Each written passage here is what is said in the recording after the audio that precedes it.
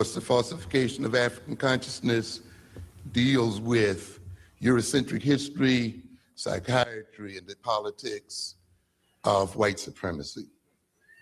Too many people look at history as some kind of discipline dealing with dates and events, and they look at history as a way of celebrating heroes and so forth.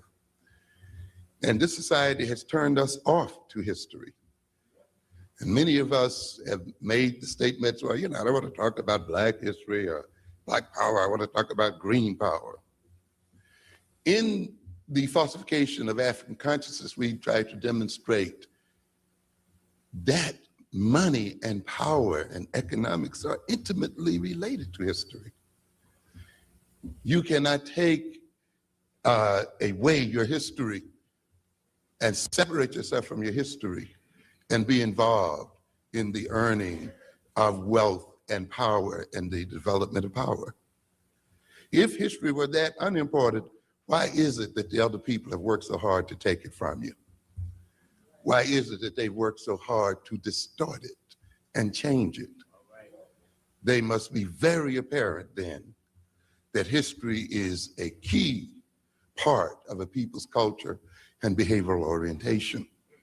We demonstrate in that book how a loss of our sense of history has robbed us of a capacity to finance our own economic development as a people.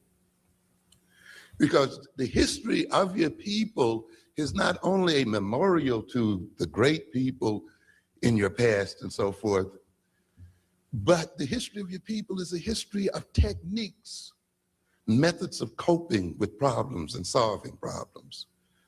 The history of your people passes on to you the learned methods and techniques of dealing with various issues. So when you get to know your history and you get to know the anthropology of your people, you can use that history and anthropology to confront various problems, you see, and you won't have to learn all over again and lose a lot of time. To a good extent, our loss of history in this, particularly as African Americans, has crippled us tremendously in many, many, many ways, in terms of our family and in terms of economic development. These people that we call Koreans are using techniques for the financing of their businesses that Africans have been using for hundreds and thousands of years. Hundreds and thousands of years. The Koreans could not outfinance us as African Americans in the establishment of businesses in this country, except that we forgot how to finance businesses because we forgot what our forefathers taught us. It's not that we didn't have any money. We have plenty of money. But we don't know how to use it because we didn't look back into their history and say, how did our forefathers organize economic development? And of course, that's one of the reasons why the people robbed us of the history, so that they could take advantage of us economically and socially.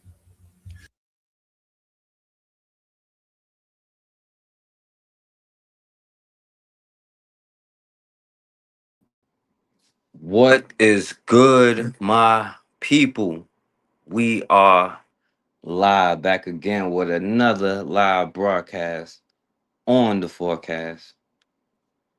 Um, one of the most quotes from Ida B. Wells that stands out to me that I remember, she was like, one thing that I kind of regret is that when I look back, um, I didn't make as many friends as I should have because I was always, about business. I just said what was it, whatever. And she was like, that's one of the things, a lot of people didn't necessarily like me.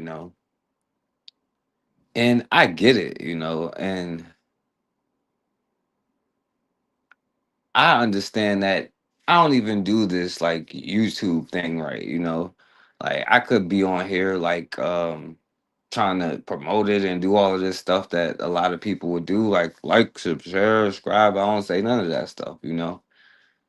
And one thing that I do is that I do, I guess, not necessarily push even the people that listen away, but I challenge what a lot of people say with a specific kind of filter, I guess, you know.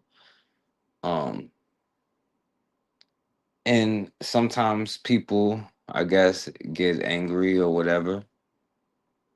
But you know what? It is what it is. The mindset that we have, it pisses me off. I'm not gonna lie to you. I'm gonna be real. Like even a lot of the people that I know in real life and on here and whatever, it be a lot of questionable things. And I'd be like, yo, am I the only one that be like not recognizing or seeing the story and the pattern play over and over and over? Right. And I used to think I was crazy, but I see that I'm not crazy anymore. I see that it's just I recognize the pattern or whatever. And I'm not saying that it's healthy to do what I do the way that I do it or whatever, because I definitely try to show love. But um I guess I'll always probably challenge people's beliefs. I'm gonna be me. I'm fully embracing it. So it is what it is. You know what I'm saying? Whether I have 100 people or zero, whether it's uh blocked or not blocked, I'm gonna always be me, and that's cool. You know what I'm saying? Because we acting like we don't know the answer or know the truth. You know what I'm saying? But we are getting to a place where, and this is why I'm happy because I've been mad for these same reasons. Like, why haven't y'all been mad? Like, you looking at like, yo, I want to do something, but you can't do nothing about, like, but we have the power to do something about it if we stood on our own stuff and recognized each other and not fell for a bunch of drama and all of this other stuff, right? Because I also choose not to engage in certain conversations on here that I feel just perpetuate that doesn't like see when you recognize like the conversations like even when we talk about the pan going back to Africa, Pan African this and like these was conversations that was held hundreds of years ago. But I think this iteration definitely has some influence from outside forces that definitely keeps divisions going on because that is the goal. The law was you can't have two or three black men in one place. And I contribute to that. And I'm angry about that too. Like the social we are just so maladjusted, you know what I'm saying? That's just who we are. Um, I don't know, man. I don't know what to tell you. So all I can say is, I still appreciate people who be listening. 'Cause I know it do be people listening and they don't even say nothing. Because listen, I encourage people to come on here. I'm not trying to be like I come on here every time hoping to get proved. Well, like yeah, I do kind of hope I get proved wrong, because I don't want this to be the case. I wish there was we could just live life happy go lucky and go watch the game and you know what I'm saying? Like go enjoy myself and all of that stuff. But I see what now that you all are angry about. Like this is what I've been saying for a long time, and I'm like, why isn't people angry about this stuff? Like why? It doesn't make any sense. And now you're angry, and it doesn't make any more sense. It makes even less sense that you're angry now. It's the story. Maybe I'm the maladjusted. I know I'm definitely maladjusted, but we are maladjusted. But anyway, man, I come on here for a few minutes just to, I guess, show y'all some stuff here. Um, And if anybody do want to come on here, you definitely welcome to come on here. Um, and I guess I'll be back with more on a regular, and I'll get back to the Sunday Black History things. I'll do my best to keep it going because those videos do take a long time to make, but I'll try to do that. But I can't say that you won't be mad. These platforms is supposed to be for propaganda, you know. It doesn't mean it's not true. It doesn't mean everything I'm not telling you isn't true. That's why I show it to you, you know. But the point is to get you in the right mindset. Like, why aren't you mad? And I can't promise that you won't be mad, or you might say something that, hey, it's gonna eventually come a time where I'm gonna say something that probably is going to offend you, but I'll try to do it in the nicest way as possible. But I just say my opinion, and y'all are welcome y'all to say your opinion about me. You know what I'm saying? It's fine, you know, and you can come on here and talk about it or whatever. Um, and it's cool, you know. But anyway, y'all, let's look at a few things here.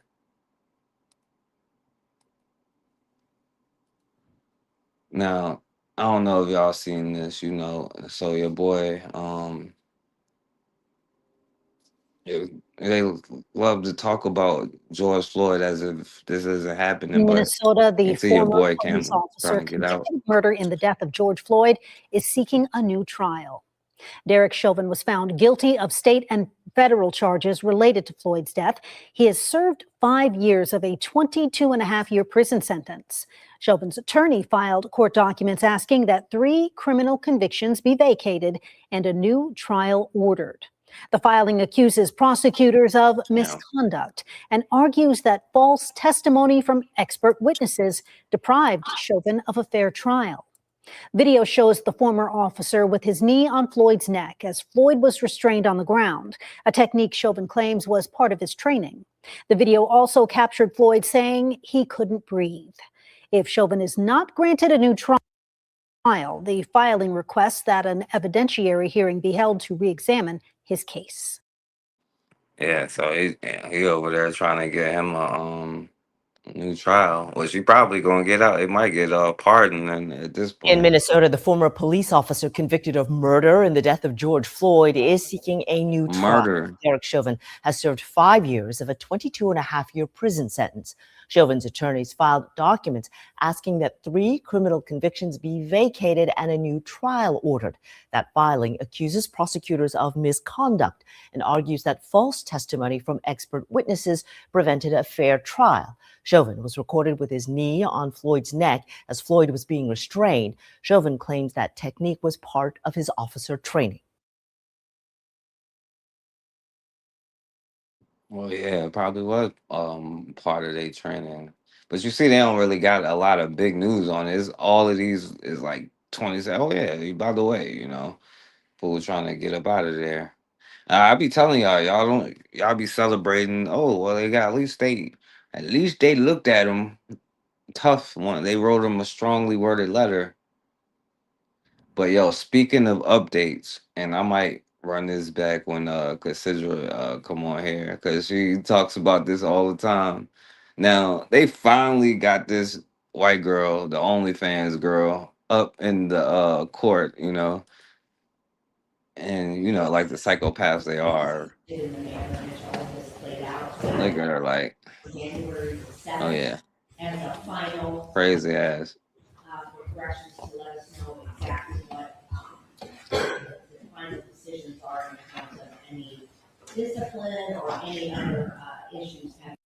And listen, we'll get to it, but I tried to give the mulatto, even though the half white, like got that Becky in them, they're gonna end up in court or something. I'm just saying. But she just now having her hearing, she in court laughing and having a good old time. Mm-mm-mm. And Judge, we would also just request if Corrections does have a report created, that they make it available. It's one of those things that I think the family's going to want to hear, or at least review themselves. The state's going to want to review it, and I believe certainly the court's going to want to review it. Well, and this may be something that needs to be litigated, but off the cuff, it does appear that would be something that would be a matter of public record. Correct. So, if you're not familiar, you know, He's an this is OnlyFans star accused of stabbing her boyfriend. not accused. She done did it. And we done seen one black man running down the street for his life, and now he done learned to ran into a black woman's arms now. And this brother, and then a lot of them sitting there talking all of this crazy stuff about how black women are this and black women are that. Well, these bitches are psychopaths. And even half of their blood, you gonna end up in court or in the grave or something crazy. Been locked up for over 3 years with no trial. So why is everybody watching December 5th?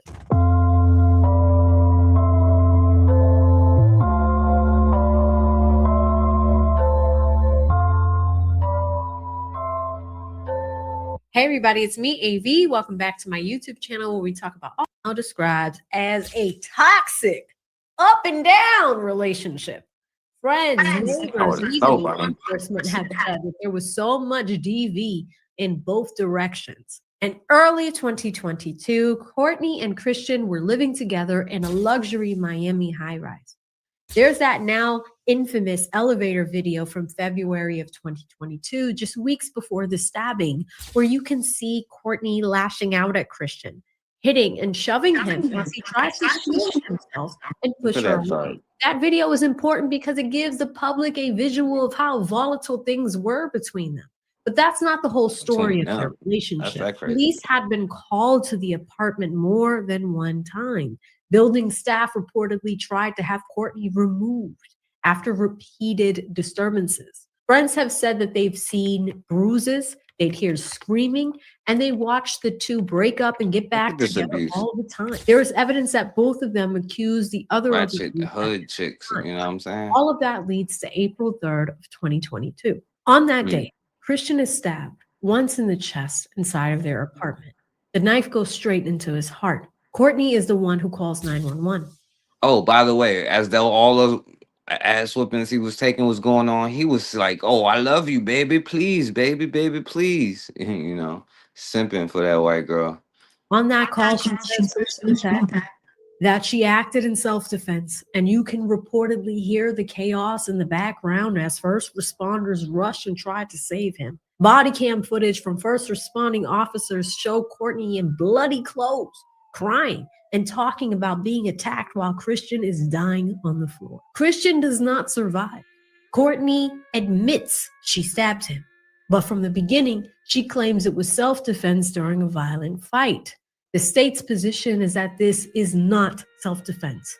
They say this was a culmination of a long, tumultuous relationship in which she was the primary aggressor, and the final stab was an unlawful, intentional act that killed him. Why is she charged with second-degree murder and not first? In Florida, first-degree murder typically means the state had a deliberate intent to kill, or you killed someone while committing certain or other serious felonies. That's your like domestic abuse, murder, or felony murder situation. Second-degree murder, murder itself doesn't require the prosecution to prove that Courtney sat down and planned this out in advance. Instead, they only have to prove that she acted with what the law calls a depraved mind, without regard for human life. In plain English, yeah, we know it. A lot of us have got hanged for this word depraved. Becomes a national story. Early 24, y'all can read, Courtney and her parents are arrested on the computer hacking case. I mean, she was already in custody, but at least her parents were arrested. In summer, so her parents sat up there and tried to tamper with the evidence. 24, a judge throws out key evidence in that hacking case, and charges against her parents are dismissed. Let them go. Through 24 and into the year of 25, there are multiple evidentiary hearings, including fights over what evidence the jury should be allowed to hear and whether prosecutors violated attorney-client privilege. At one point, a trial date was set for December 1st of 2025. But as that date got closer, the judge had to bump it because there were too many unresolved motions on the table. That's how we end up with this final hearing on December 5th. So what are the big motions that are still on the table? First bucket. All right. So we'll see, Um and y'all can watch the rest of that, if you want to. But, then you also have, situations like with this young brother here, right? In the murder trial of former pageant queen Trinity. Oh, now another beauty queen, like, but then again, the white girl will win a beauty pageant in Kenya, for all we know. But another, you might as well say OnlyFans, close enough. So let's see what happened dealing with this In the one. murder trial of former pageant queen Trinity Pogue, heard from law enforcement and people who personally knew Pogue and the father of 18-month-old Romeo Jackson Angeles. Pogue is accused in Angelis's death. WALB News 10's Taylor Lewis has been monitoring this case out of Sumter County today. And Taylor, what did we learn today? Law enforcement testified for the state about messages uncovered during a forensic analysis of Pogue's cell phone. The prosecutor asked GBI agent Samantha Fort, who was part of the investigation, to read web searches pulled from Pogue's phone. Fort testified that on January 14th, 2024, while at the hospital and police department, searches were made for how to Already got a bleed, mixed how can baby. a skull fracture go unnoticed, how to deactivate Facebook, along with other searches related to infant brain bleeds and what causes infant brain damage. Agent Ford also read messages recovered from the phone. One message sent on December. I'll bring this up just to shout out Cassandra. She brings it up all the time. There was a law that was passed to allow white bitches to kill little casual killing act. It is morphed over the last couple hundred years, but so they're all included. But yeah, it was a law for white bitches to get off on killing little babies. It's their thing. December 9th, 2023 at 10:36 p.m. to a group of girls in her residence hall said, "Y'all, Look I'm at these sorry if thugs, y'all hear this these baby hood cry. rat, He does not feel well. So everything he dangerous, does, he cries about it. I disgusting." promise I ain't killing him." She then read another message Oh, I'm sorry. I'm running back for what she's recovered from the this. phone. One message sent on December 9th, 2023 at 10:36 p.m. to a group of girls in her residence hall said, "Y'all, I'm sorry if y'all hear this baby cry. He does not feel well. So everything he does, he cries about it. I promise I ain't killing him." She then read another message sent to her boyfriend around. I ain't killing them. What kind of hood rat link? This is what's wrong with these trailer park trash. Like, where's the parents? You know what I'm saying? They probably teaching her this.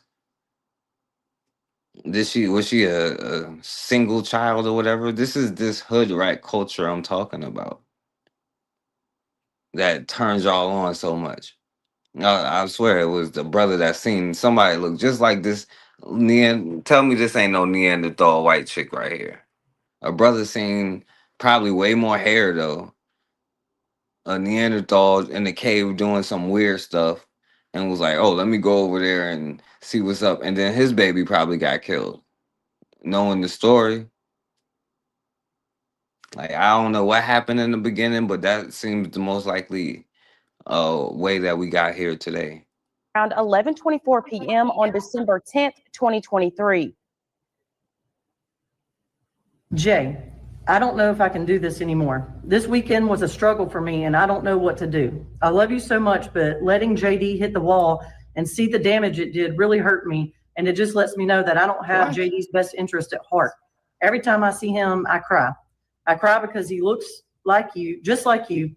And a part of me wishes he wasn't yours. I cry because I realize that you and someone else share something so sweet, and that's love for him. I cannot be around him anymore. The defense requested a Make it mistrial something. shortly after, saying they did not have access to the criminal history of the child's father. The judge did not grant this motion, and trial is still underway. If convicted, Pogue faces a life sentence. We will be following this trial closely. Yeah, if convicted. Let me see. I think he plays it, but let me see. With her boyfriend's son for about 35 minutes. Today was day 2 of Trinity Pogue's trial, and the medical examiner testified, and it was pretty damning. She is the former beauty queen out of Georgia who was She left probably alone got her with OnlyFans too. without I'm not life pretty and surprised. ended up passing away from pretty awful injuries. The medical examiner said that JD had a couple bruises on the right side of his forehead, the center of his forehead. He had crusted abrasions.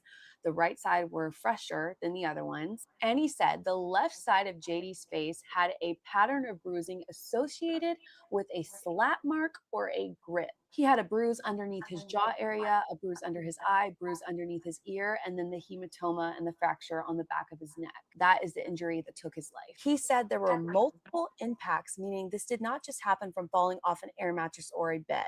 He was certain that all of these injuries, besides one bruise, was new.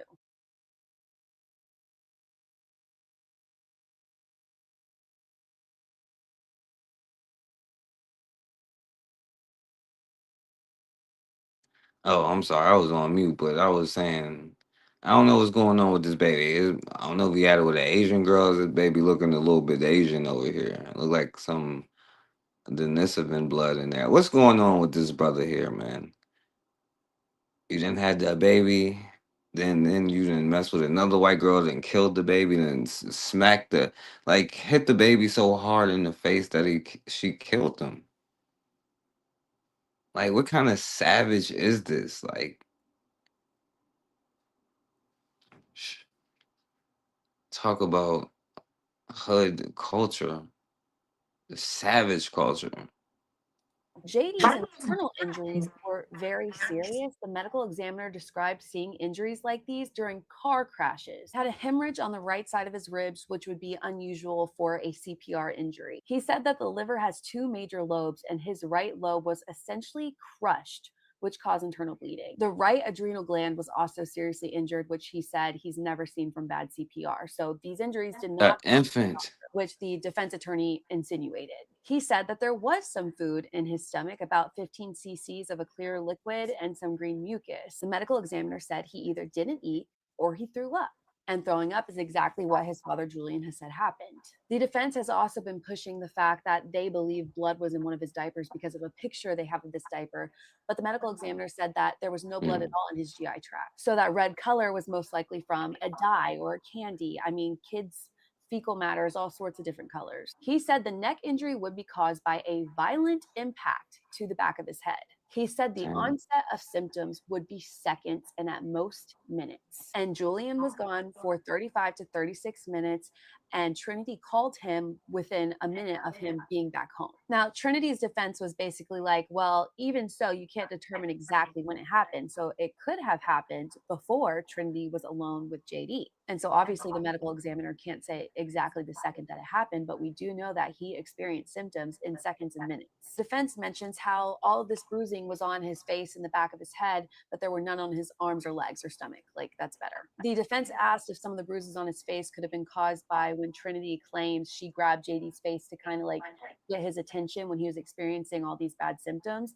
And the medical examiner said, sure, maybe it's possible. The defense says, you know, the injury to the back of his neck took a great deal of force, but you don't know how it was done or who did it. And the medical examiner again is like, well, yeah. The most insane part of all of it was at the very end. So the defense attorney brings out this journal by another respected member of the medical examiner field, and they asked the medical examiner if they trust this person's work, and the medical examiner says yes. The defense is reading out rare cases where children have fallen from short distances and not really had any symptoms but passed away hours or even days later. And those are from epidermal hemorrhages. And so the medical examiner is humoring him, and they're talking about all these cases, but the medical examiner is like, well, yeah, but that is not the same type of hemorrhage, basically. And what's insane is towards the end of the article, it literally says that the type of hemorrhage JD had is most commonly caused by abuse. So the article the defense was using to try and make their point literally says that this most likely was. But response to that, which came again, some of the language that this evil white girl was using towards this child. Let's watch. Yes. Okay, and that's the message that's Most dangerous species in the universe. That front out. Yes, sir. What does that message say? It says, why do I feel anger towards JD? Like earlier when we were in bed and JD kept touching Jay's face, I almost cried.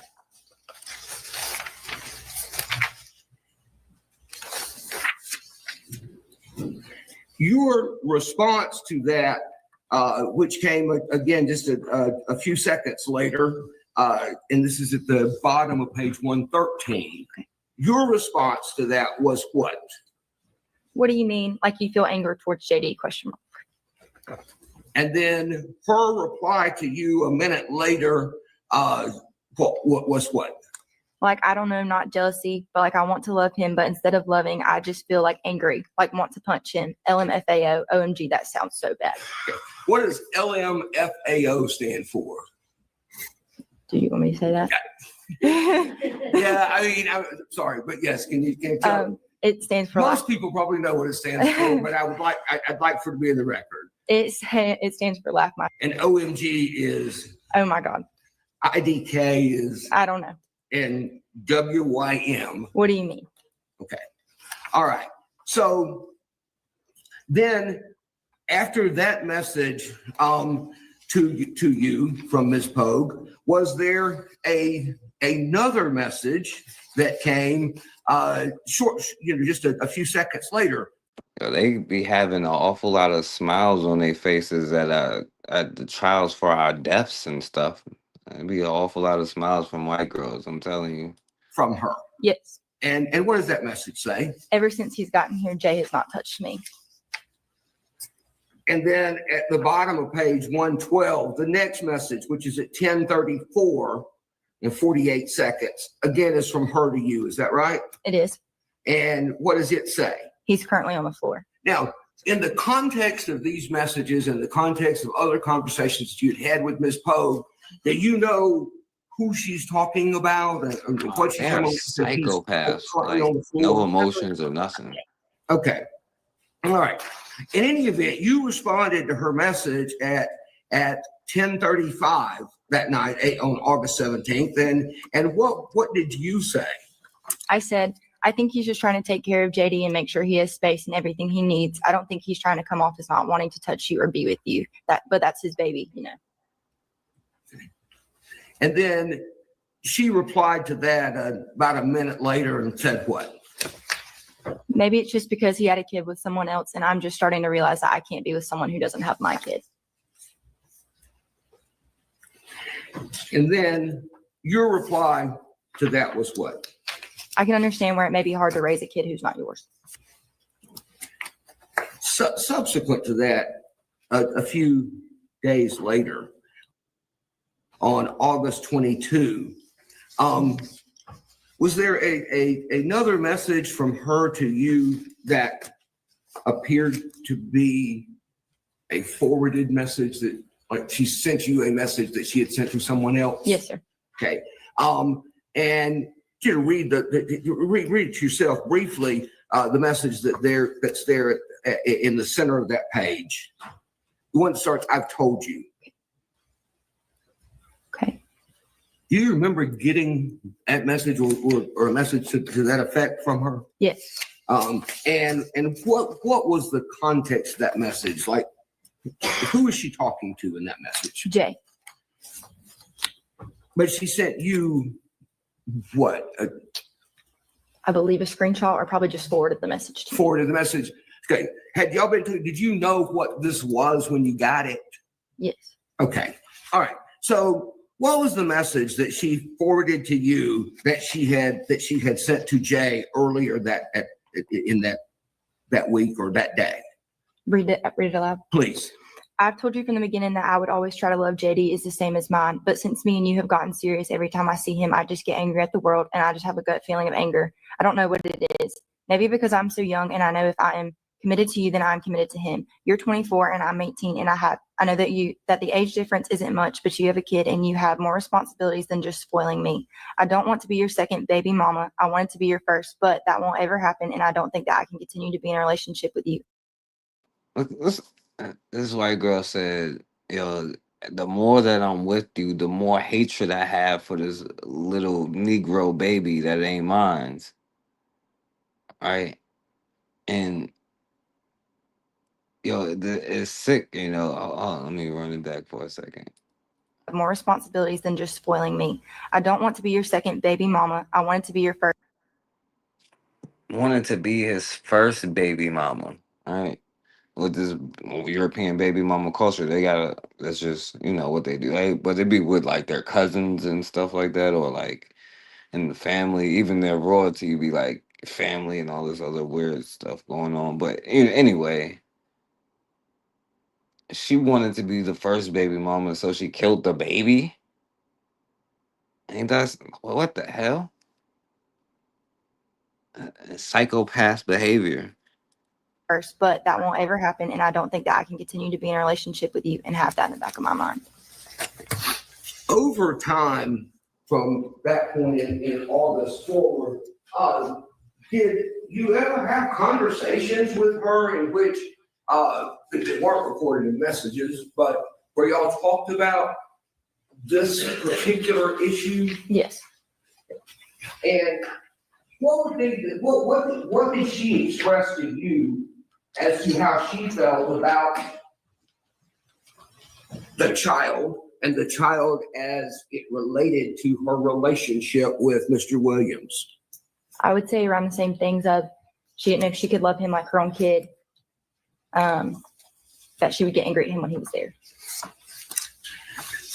Did she ever express her anger and to you? Did she ever express her anger in a way related to how she felt about the child?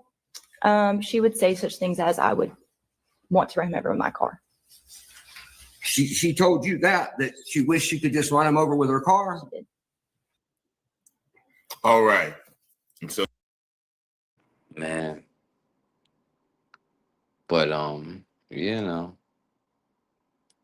now I get it. I get it. Not you're a white girl, so we'll move on. Now I do want to talk about this here though. Now I don't know if y'all saw this before, where a brother was found mysteriously hanging on a tree, hanging from a tree. But y'all already know what they said it Spread was. this video, y'all. Spread this video around. They is not putting this news out there. I'm about to help share this.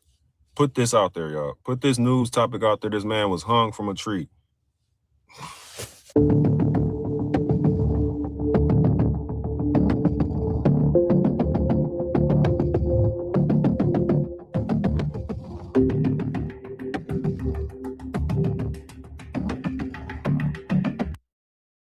They already calling it suicide. They said possible suicide But investigation.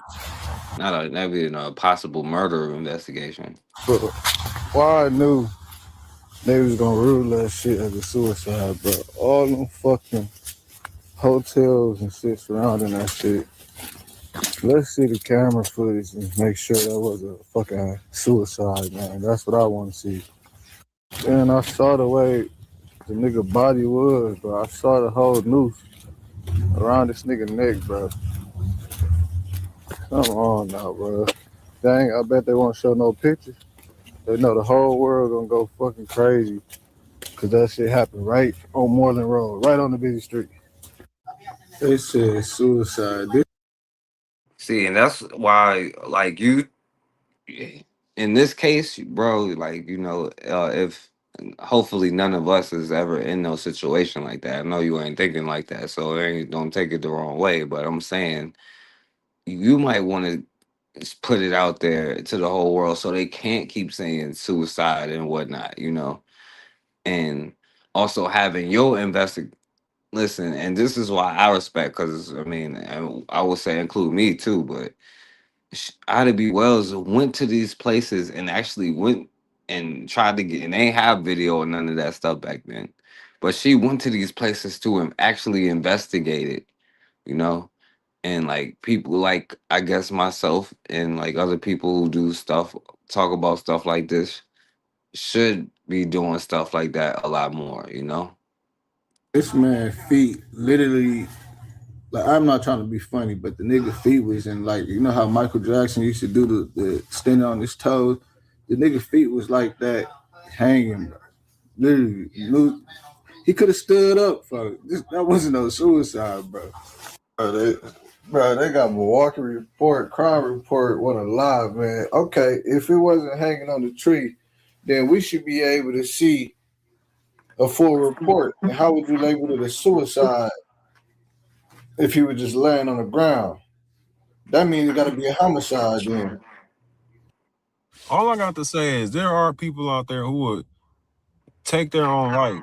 I'm not about to say the S word because of community standards on YouTube, but let's just hope that that's what it was instead of somebody else doing it. I'm not trying to say that anyone should do that, take their own life, but rather that than somebody else, because it should have never happened all the way around whatsoever. Hell, I don't know what you talking about, bro. And so let's see what they was talking about on the news. I Where would the begin brother was here, like, though, they with on some a BS. family's call for answers after a man is discovered dead on a Brookfield golf course. A warning, though, the details in this story may be difficult to hear. Police say first responders found Tory Medley hanging from a tree at the Brookfield Hills golf course near I-94 and Moreland Road last week. 12 News Kendall Keys joining us there live tonight. And Kendall, police believe Medley died by suicide. Right, Blake. While their investigation remains open, right now Brookfield police say the evidence points to suicide. Meanwhile, Medley's family says they're without closure, and they're calling on police to conduct a thorough investigation. Last week, early Thursday morning, callers thought they saw someone deceased. They're advising it's on the golf course. a death investigation unfolding on the Brookfield Hills golf course. Police blocking off surrounding roads for hours. When I called and they told me what happened, I just was in a state of disbelief.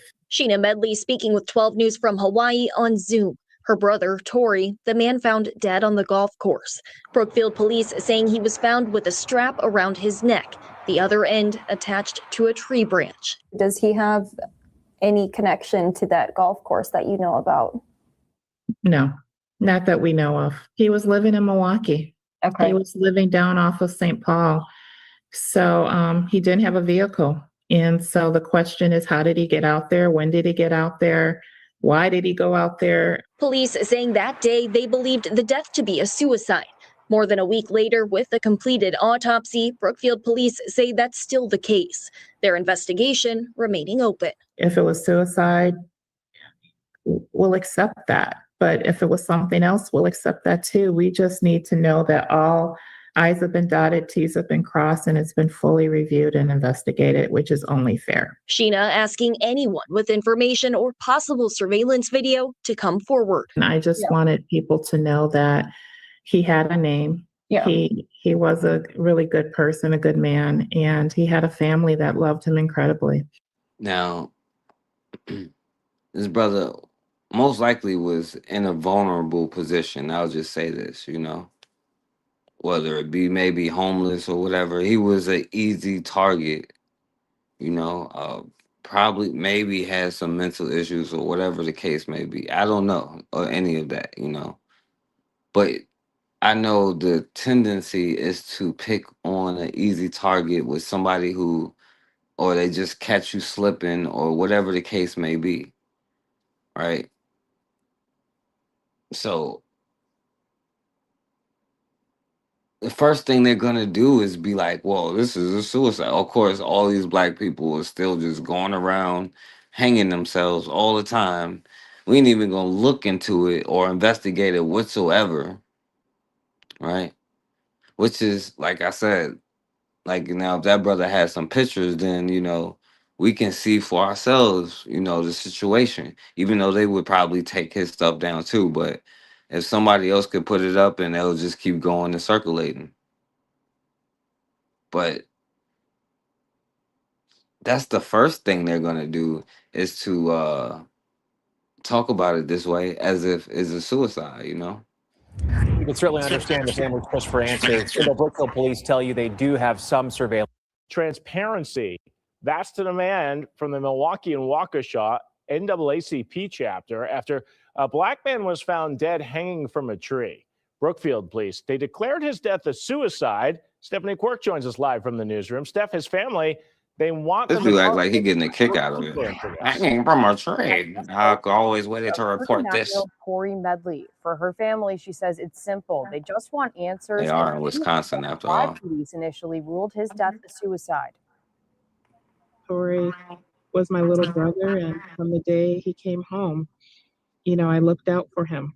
In life, this is going to be the hardest trip ever to make, to go home to lay him to rest. And in death. It just shouldn't be this way. It's hard enough knowing you lost someone, but to have to fight to know what happened. Sheena Medley and her family are looking for answers after the death of her 39-year-old brother, Tori Medley. Like a thorough investigation to see what happened to Tori Medley. Brookfield police say the morning of November 13th, Medley was discovered dead, hanging from a tree at the Brookfield Hills golf course. That same day, the department said in a statement to Fox 6, the preliminary investigation is indicating that the individual died by suicide. We have no information at this point to indicate a crime was involved. William Sultan, the family's attorney, believed the department rushed to that judgment. The chief of police have arrived at a conclusion on a death where they haven't actually completed their investigation and won't talk to the family about it. I don't know why they wanted to label it a suicide right away. Maybe it looked like it. Yeah, he has some mental health challenges. Leaders from the Waukesha and Milwaukee NAACP chapters are now joining the family in a call for action. These type of circumstances, it's extraordinary, unusual. And again, with that being the case, we want to make sure that, again, the communication is there, the respect is there. Brookfield police said in a statement to Fox 6 today, investigators have been reviewing video surveillance footage. None of the video we have reviewed thus far substantiates probable cause of a crime being committed. We will continue the investigation and provide regular updates to his family as we have been. And they've been communicating with a member of our family.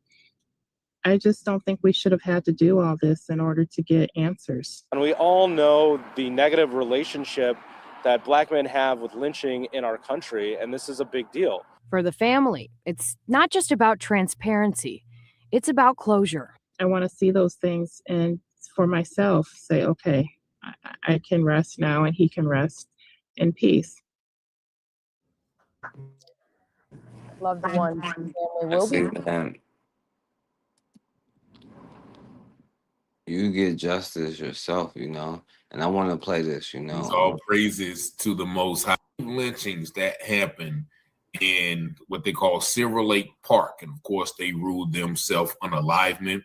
But there's about 5 lynchings that happen in what they call Silver Lake Park. Of course they ruled themselves unalivement. But this case is one of the men who escaped the attempted lynching by 2 white males. Now I'm going to let you hear him tell the stories. Then I'm going to be back with some more details that I read about these particular cases. Just watching this video is fair use for literary and commentary purposes only. We're live on scene in Delaware with our brother Henry Fordham. Yes. Our brother has a very, very serious story that he wants to share with the black family out here. We've had many interviews on the radio station, One Horizon Radio, where brothers and sisters around the country are facing direct assaults from Europeans, from whites, murders from white police officers, lynchings in Louisiana. And now we have a lynching that occurred, at least one lynching that we know of that occurred here in Delaware. And we actually have a brother who actually successfully escaped a lynching, our brother Henry Fordham. And he's going to share his story. We're actually in the park where the white males tried to lynch our brother. And we're going to go through the interview so you can hear from our brother exactly what he went through. So, Brother Henry, I want to start off asking, you said how many white males was it that you said came to try to lynch you? It was 2. It was 2 of them. 2 white Caucasian men. Okay. Do you have any idea, if you had to guess, about how old were they? They was roughly probably, one of them probably was like 30, and the other one probably was like in his 20s. Okay. Late 20s. Late 20s, and one in the early 30s, something like that. Okay, how tall were they? Big, you know, what were their statures? One was like probably 6'1", and the other one he probably was like 5'8" or 5'7" or something. Okay, were they big guys or they small? One of them was, the other one was small. Regular size. Yes. Okay. So when was the first time that you ever seen these two Caucasian males? I seen them when I walked on Governor Street in Dover downtown. Okay. And one of them salamed me, gave me the Islamic greeting, and as he gave me the Islamic greeting, I salamed him back, and that was that. Now, how do you think he knew you were Muslim to salam you? I guess because of my beard. Okay, so he was able to identify you as Islamic. You didn't think anything strange about it when the white boy said, "Hey, salam." You just thought he was Muslim as well. Yes. Okay. Well, he said, if I practice Abrahamic faith, am I your brother too? And by faith, you're my brother. And he ain't my brother. Ain't no alaikum salam, nothing. Hell up out of here, white boy. Yes, You don't got to do that. So earlier that day, I just left, went back, didn't think nothing of it, went back in the crib, and seen him next day, seen him again, but it was early in the morning. And where were you when you saw him this time? I was on North New Street. North New Street. Yes. Okay, what were you doing? I was just outside, just smoking a cigarette. So you was outside smoking a cigarette in the morning? Because the boarding house I am, she doesn't permit smoking in her home. So okay, I went outside, and I was approached by the same Caucasians, and they greeted me again and said, "I need to talk to you about my issues and my problems, you know, my baby mom and all that stuff." So about whose baby mom? His baby mom. Okay, his baby mom, because baby mom was leaving, taking his kids and all that stuff, which is dope. Come to find out, it was just a lie, you know. But that was just the. Well, I mean, it is believable because you know they got a bunch of baby mamas and stuff like that. You know, even their president got like 5 baby mamas and stuff. You know, I don't know how many, but it's a bunch of them. You know, that's just it's their culture. You know, with these ratchet hood rat chicks. You know what I'm saying? Who probably killed their baby. Of course, he probably had. That's why it was believable. But still, like, don't go talk to me. Go find Ben Shapiro or something. You know. About whose baby mom? His baby mom. Okay, his baby mom, because baby mom was leaving, taking his kids and all that stuff, which is dope. Come to find out, it was just a lie, you know.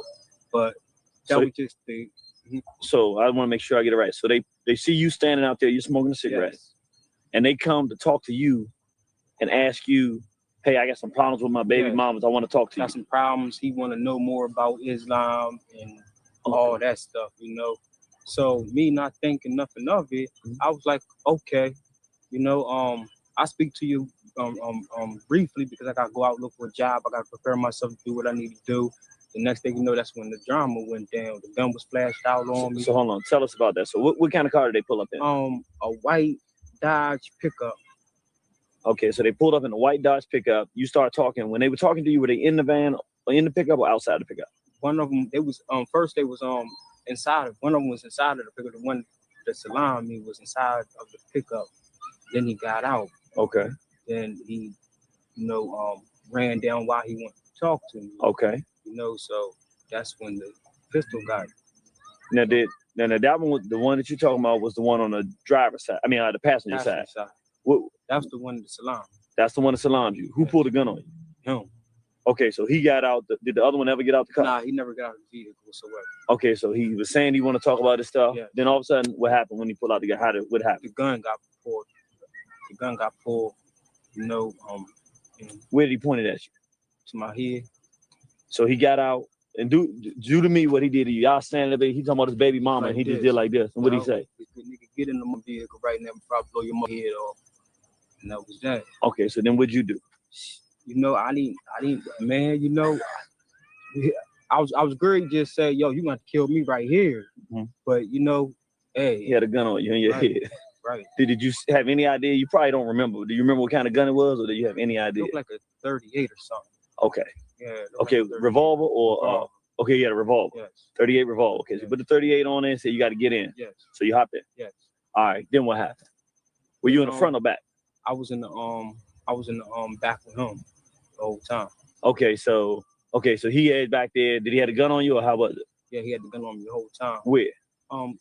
like in my head, you know, he had hit me with the pistol and everything, go boom, and you know, told me shut the fuck up and all that. So I was like, Dad, I thought you was practicing Islam. Like, man, F all that stuff, and man, that was just the get you inside. Get you inside the vehicle and Man, that sounds like America. It was like, yeah, but I thought I was Christian, Islam, and Buddhist, and Judas, and all this other stuff. Nah, that was just to get you in the door to do this damn work for us, boy, and to be our. That was to get you into the. That was to get me into your door so I can shoot up a church or whatever, or to get you into my doors to be my goddamn slave. Forget all of that stuff. Because what we practice is racism, which is putting the Neanderthalic DNA above all else. That's what it is. And they get a kick out of torturing and controlling other people's destiny. See, we like right is right, right is right, right is right, and all this other stuff. That's why we've been enslaved like 5 times, you know. gonna kill you today. In the last 1,000 years. That's how they got me the vehicle right there. Okay, so he told you in the vehicle, we're gonna kill you today. Yes. Okay, then what did they do? What did they do? How long the drive did it take? It took how long it took us to get from where they there picked you up to here. Here. And it all went down. How long would you think would say? Just so what? people, because people don't 3 know. minutes, 4 minutes. So they took you about 3 or 4 minutes from where you were. Yes. Because most people are not from Dover, Delaware. You live in Dover, Delaware? Yes, yes. Brother from Delaware, he lives here. They took him 4 minutes from the street corner where they found him to a little park. What's the name of this park? Do you know? It's called Silver Lake. Silver Lake? Silver Lake Park in Dover, Delaware, where they brought the brother to lynch him. Now, do you remember where they parked? They parked right here. So they pulled up to the corner right here. Right here. Right here. Corner, park. They parked the truck right here. Facing this way? Facing this way right here. Okay. Facing that way right there. And then what time of day was it? Like 6 o'clock, 5:30 in the morning. So 5:30 in the morning. So it was still dark? Or nah, light? It was kind of light. It was kind of light. It was getting there. Getting there. Nobody was here. Nobody was here. No cars. No cars. Okay. So they pulled the truck up there, pull up. Then what happened? Then it all went down. The fight began. Fight for my life. So they bring you to the stop right here in the pickup truck. Tell us what happened after that. The struggle began. You know, we start fighting, we start hooking, you know, and everything else. So help me out. You say so it was 2 up, one in the front, one in the back. How did they get you out of the truck? How they get me out of the truck? You know, at gunpoint. Okay. They got me out at gunpoint. Okay. And from then, that's when I grabbed one of them. Come to find out, you know, that the gun ain't had no ammunition. So how did you find that out? I know because he was like, I'm going to shoot this motherfucker. Oh, so he was pulling the trigger? Yeah, he was pulling the trigger and so you pulled the gun? Nah, I never got a hold of the gun. But he was shooting and you realized there wasn't no bullets in it. There wasn't no bullets. He played me. He was letting me know he played me. Oh, so he wanted you to know that? Yeah, he wanted me to know. Yes, wait a minute. So they drag you out the vehicle. So then what? Yeah, you start realizing now I'm gonna fight now because they about to kill me. Right. I'm gonna fight for my life. I already know what time it is now. I'm great. We great to get it in because I already know you trying to kill me now. Okay. You know, it's no robbery. It's you straight up trying to kill me. Right. So So what'd you do? So soon as we park right there. After that, inside or outside when you start fighting first? I started fighting as soon as we got out here because I already knew what time it was. Once they pulled you out the car? Yeah, once they pulled me out the car, that was my chance right there. Okay. You know? So we started fighting and everything like that. So you swung on one of them? Yeah, I swung on one of them. And swung on one of them, I dropped him. He got back up.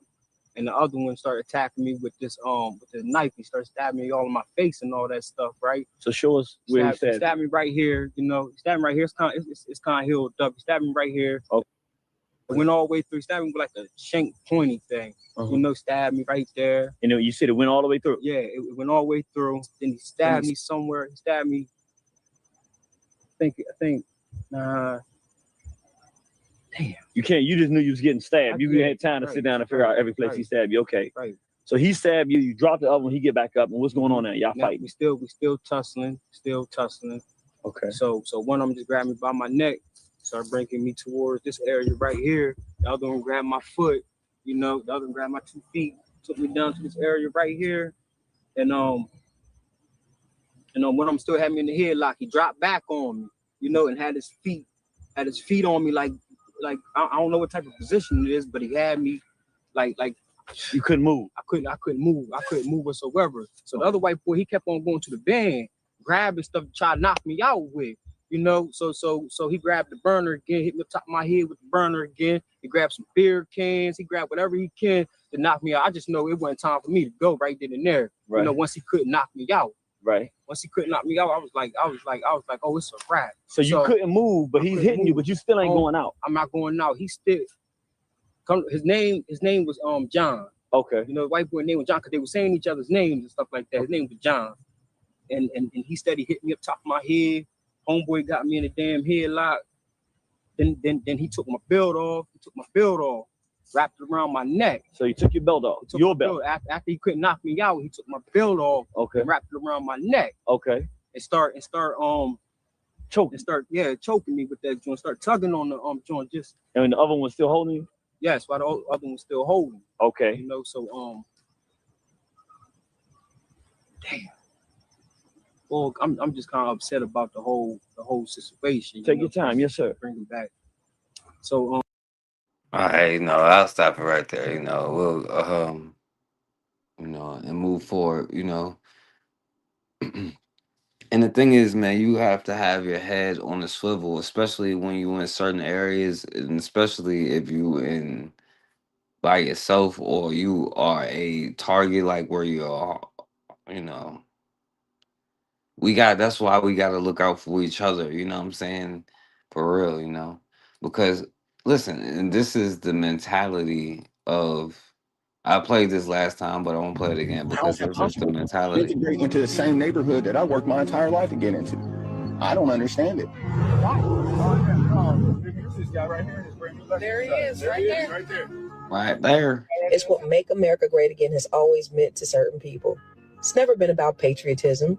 It's always been about hierarchy, about making sure Black people stay in a place that makes them comfortable. Because let's be honest, imagine living in a country where 400 years you received every privilege available. Free labor for almost 2 centuries, millions of acres of free land through the Homestead Act, government assistance when Black folks were excluded, white veterans received GI Bills that sent them to college when Black veterans who served the country faithfully did not, white home ownership through FHA loans that Black people didn't get, while Black families were Yeah, what's up, Comrade 04? There was affirmative action for white folks long before the phrase was ever even created. Exactly. Let me name a few more.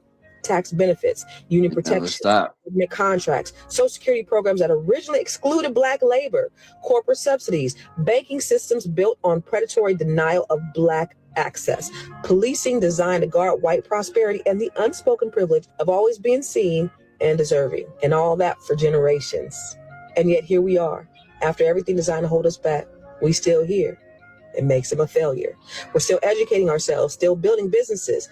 It makes him a failure. Still growing wealth, still buying homes, still pulling up in our Lexuses. That makes him a failure. We still thrive in the ways this country has never planned for us to thrive. And it makes them feel like failures. Because that's what they are. That's why it bothers them. Because to them, our success is what it is.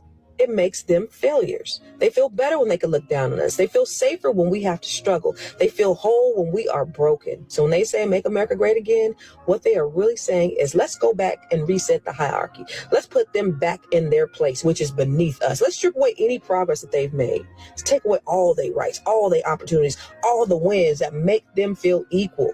Because for us to feel equal, it makes them feel like failures. Because they've had every advancement known to man, and yet here we are, and that's why our excellence is so powerful, y'all. Because every time we disrupt the narrative they depended on for 400 years, every time we win and we break the system that was never designed for us to succeed, every time we shine, we expose the weakness of a structure built on stolen labor, stolen land, and stolen wealth. It's their failure. This is why our success is revolutionary. It's not just about your car, your house, or your lifestyle.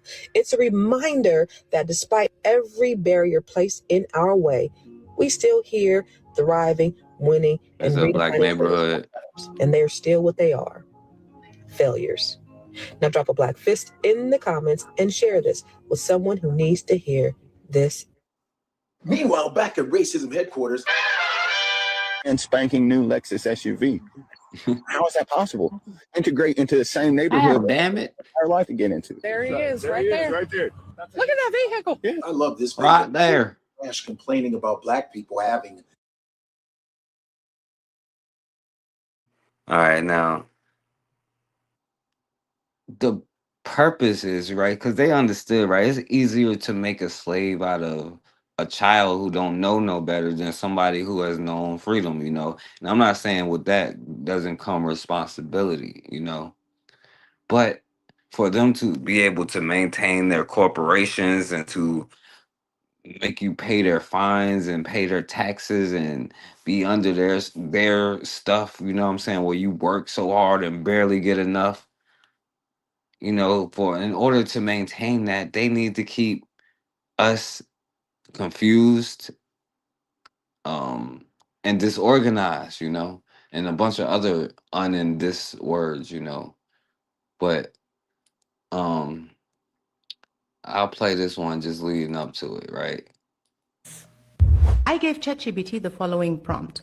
Pretend you are the devil. What psychological, financial, and bureaucratic tricks would you use to keep the Black diaspora living in the West from relocating and investing in Africa? And for what ultimate purpose would you enforce these tricks? And here is the response. If I were the devil, I would weave my tricks not with fire and brimstone, but with chains that cannot be seen. Here is how I would keep the Black diaspora trapped in the West, away from Africa. Psychological tricks. I would whisper doubts into their minds, teaching them that Africa is dangerous, chaotic, and hopeless. I would feed them endless images of poverty, war, and instability, never showing the innovation, beauty, or resilience. I would glorify the comfort of the West, convincing them that leaving behind their jobs, their security, their pensions would be reckless. I would make them fear failure, ridicule, and the judgment of their families. Above all, I would make them believe that their power, their future, and their dignity are tied to staying where they are. Financial tricks. I would entangle them in golden chains, student loans, mortgages, car payments, credit card debt. I would lure them with consumerism, so they never accumulate the capital to invest elsewhere. And when some of them manage to save, I would flood them with stories of scams, corruption, and collapsed businesses in Africa, so they clutch their money tightly instead of planting it in their ancestral soil. Meanwhile, I would keep Western currencies strong and African currencies weak, so that every step toward investing in Africa looks like a bad financial decision. Bureaucratic tricks. I would ensure Africa's systems remain intentionally complex, endless paperwork, unclear laws, sudden policy changes, and officials who can stall progress for months. I would make permits, land titles, and licenses labyrinths that exhaust even the boldest dreamers. I would let corruption fester, so the diaspora feels unwelcome and unsafe. At the same time, I would design visa rules and residency permits in the West that make leaving feel like burning a bridge they can never cross again. The ultimate purpose. Why would I enforce these tricks? Because the greatest threat to my dominion is a unified and empowered Africa. If the diaspora returned with their skills, capital, and knowledge, they would awaken the sleeping giant of a continent rich in resources, culture, and youth. Africa would rise, self-sufficient and unstoppable, no longer dependent on Western systems I control. By keeping the diaspora divided, distracted, and distant, I preserve the flow of Africa's wealth outward and keep her children serving foreign empires. My purpose is simple: maintain domination, prevent liberation, and ensure that Africa never fulfills her destiny as the cradle of true power. I mean, Now, all of it seems like, you know, what would be common knowledge, you know, in order to maintain, like, you know, how BP became like British, you know, it's British Petroleum, you know. BP is only here today because millions and millions of Africans died, you know, and a lot of them died from just starvation, right? In which they created a war, the Biafra Wars, you know, between groups of people in which BP was exporting all of the oil, right? And what it leaves out is that today, Africa has the youngest, or black people generally, period, has the youngest population out of anybody, right? And what they leave out is why they want you from over there, right? And that's not to say that you can't um bring back anything to your community or whatever. You know, this is not like anything. Like, this is the issue. We don't think business. Europeans damn sure ain't from over there, but they're going to be over there. Asians ain't damn sure ain't going to be over there, right? And they're going to interact with the ones who do go, so that they can just like, we can argue and all that stuff. We can still have the debates and stuff. We could be like, which of our cultures is the best kind of debates? You know what I'm saying? But we're going to get to this business so that we transform what, because what they had before was they controlled the dialect. You know what I'm saying? They was the middleman. They tell you what they say, they tell us what you said. But now, like, the internet exists, you know, where we can have straight conversations, but they can jump in on these conversations as well, because we also let everybody in, you know. And I know a lot of people got an issue with this point, you know, but I do want to play this here. Being dead in America for the conversation being dead in the world. We are on delineation and reparation. And one thing Europeans talk about a lot, though, if you and people sleep on it, is pan-Europeanism, whatever they call it. But they do be like pan-Europe, you know, where they have all those little backwood countries, those little s-hole, shithole countries, where they try to put together like the, you know, pan-Europeanism, right? Because they can't even create their own stuff, but that exists, you know. That's a fair conversation to have. However, if we should mistake the conversation being dead in America for the conversation being dead in the world, we are in for a different kind of awakening. And here is why: the geopolitical shift that's happening in regard to the world economic order and who is going to have the power versus when it comes to the battle versus BRICS and NATO makes Africa front and center, and specifically Pan-Africanism in how it's showing up in the world today versus how it showed up in the world 50, 60, 70 years ago, foremost in the conversation of who will have the power in the future. And one of the people that I follow when it comes to the geopolitical conversation, somebody I think you should follow, this man, Jeffrey Sachs, has probably one of the most accurate, critically clear geopolitical minds that I've ever heard. And I have heard him talk about Gaza. I've heard him talk about all sorts of stuff when it comes to Ukraine or Russia.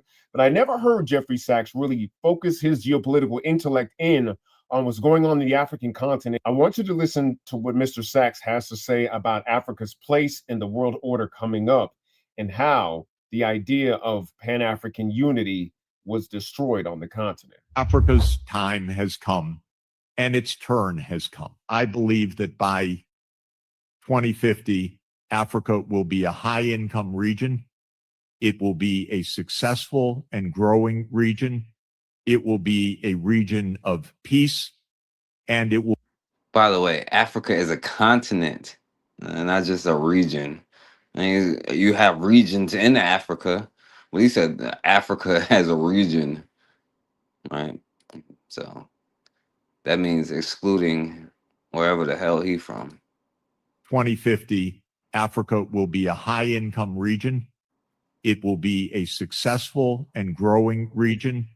It will be a region of peace, and it will be looked to throughout the world for partnership and for innovative solutions. Unlike the first time of Pan-Africanism, Britain, France, and the United States can't stop it this time, because Pan-Africanism was stopped from the outside, not from the inside. It was stopped by a bullet in the head of Patrice Lumumba. It was stopped by repeated overthrows by the CIA and MI6, and it cannot happen anymore. They don't have the power, they don't have the space, and Africa can prevent it. Now, well, a white man is saying it, so it must be true, right? I don't have to say it no more, huh? And that's a new development. The fact that Europe could send all of its weapons and its goods. But what is this we in our, what is this we in our business he talking about? We have all this, we have that. We? Who is this we, white man? The alliances White that boy. forge, it literally cannot topple the kind of momentum that Africa has anymore is a very powerful change of events, right? And so let's dive into why he said that, because later on in the speech, when white folks were once the majority, right?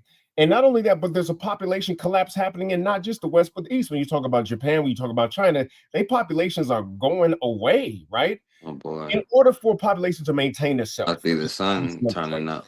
you have to have a birth replacement rate of thereabouts 2.1 children per woman. 2.1 children per woman is a magic number. That's how you and enough suntan suntan lotion factories in the world. 0.1 women on average, right?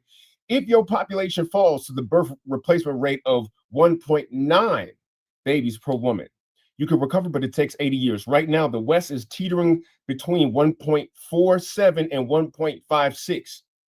That's unrecoverable. China going to do the same thing. They're about 1.3. And you got places like South Korea where the population is replacement rate is like 0.9. 0.9, less than 1 point per woman. Africa's sitting around 5.3 births per woman on average. 5.3 births per woman on average means that, according to the UN projections, and listen to me very closely when I say this, we're looking at Africa having. So you mean to tell me why they was running around talking about baby mamas and all this other stuff? Now they mad because they can't reproduce? Or for whatever reason they not. Because let them tell it, oh, it's the economy or whatever it is. Yeah, okay. But I don't know, maybe the son is like, yeah, I'm tired of this. Like, Negroes ain't gonna do nothing. Let me handle it. Having a population of 2.5 billion people from its 1.5 billion people now by 2050. And if things keep going like that, you're looking at Africa having a population of 3.7 billion by the year 2100. That's labor and that's military that nobody else on the world can match, regardless of how developed they are, how much money they got, how much technology that they're wielding with their military right now. But with all that possibility, it's not a guarantee that Africa will take its place as a central world power.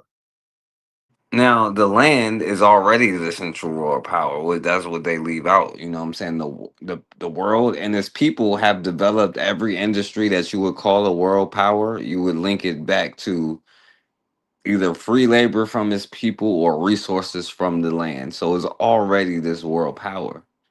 Now, the question is, the mentality, because we could already have been done all of these things. The question is the mentality that the young people have. Are they going to be like, oh, we are the world and we're going to share this with everybody? Or are they going to understand like what racism is, which is the first and foremost thing, is to make sure that you can control the destiny of your own people. The most important part is to make sure you can control your own destiny for yourself, right? The rest is business, but we ain't even doing business even if it's going to bring some type of harm or something to us. But sadly, it's the mentality is not necessarily there. So before I go into my little rant about this, I want you to hear what else he said that is necessary for Africa to take its place as a powerhouse in this next coming up century. Check this out. So my view is Africa's next. You're the next region of 1.5 billion people. But it takes some change of perspective and some new strategy. The change of perspective, first of all, is... Wait, let me guess the first strategy. Stop letting the white boy tell you whatever it is. You know what I'm saying? I'm about to have the innovative and initiative for Negro Africans. It's time right now. The time was 1,000 years ago, but we gonna live in it right now. But how long would this maladjustment mindset that we got last? Where everybody is our friend. I can find the one good one that told me I was cool. The white girl that smiled in she didn't necessarily kill my baby. She only abused it. Anyway. that this has to happen at a continent-wide scale. Africa was left after the imperialist age with 54 countries and a 55th one in dispute. The transformation that I'm talking about cannot happen 54 separate times. It should be an Africa-wide success because scale matters in economics. China and India were able to grow so fast because of a large economy and a large market that supported a lot of innovation and supported a single strategy that was coherent to build out a power system, to build out a fast rail system, to build out a highway system, to build out a 5G digital system. And Africa, I want to act like the Union, like a continental free trade area. He said it has to be continent-wide. Can't be 54 different times that Africa achieves this kind of unity and development. It has to be all together now, right? And so this is really powerful to me because it's literally going to take this kind of Pan-Africanist push, and that's already starting to develop. When you look at like how fast the Sahel. But see, and this ain't just on one group though, right? This is like, is Nigerians and Kenyans gonna get along, or you know what I'm saying? If the Igbo tribe gonna get along with the other tribes, you know what I'm saying? Like, it ain't on, is the British and the Jamaicans gonna get along, you know? Like, it ain't on one group or whatever. And it's okay or whatever. Like, you can have the mentality of like, yo, okay, well, I'm gonna focus on my family first, and then my community first, and then my neighborhood and all of that first, right? And then my city, and then my what we call a state, and then my country, and then my people globally, right? It's a process. And it does start with self-love, you know what I'm saying? Like, love yourself first, right? Where you respect yourself and put yourself in the right positions that you're supposed to be in, right? And then make the right moves to make the best for whatever generations come after you and your family. And to most importantly, teach them how to stand on their own and to never let anybody come and take it or enslave them again. That should be the number one curriculum and for Black people worldwide, how to not become slaves ever again. We're just talented enough to build and create whatever we are, what we want. And it's not even so much as we can't protect it, because we can see what happened if we just shoot a fair fight. It's not even that. It's the giving it away part, right? It's the everybody's my brother mindset, right? They conquered you more so with religion than with gunpowder, right? We like the wars, they don't tell you they were outnumbered in a lot of these wars, but Black people knew the terrain, so their numbers didn't mean anything. Then a lot of Europeans would get sick anyway, and they would attack them when they was least suspecting it, come in, slaughter them, then run out, and they could never catch them. And that's how they was winning a lot of wars.